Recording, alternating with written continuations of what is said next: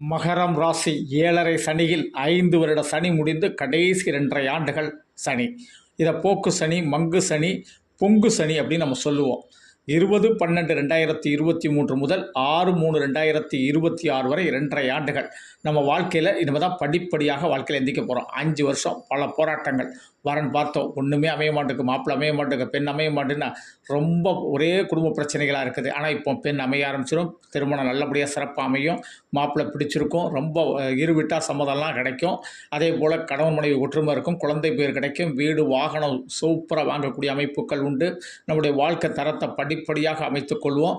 நம்ம வாழ்க்கை இப்போ தான் கெத்தாக முன்னேறுதுன்னு ஒரு சந்தோஷம் கிடைக்கும். உற்றார் உறவினர் சொந்த பந்தங்கள் மத்தியில் ரொம்ப சூப்பராக நம்ம இருப்போம்.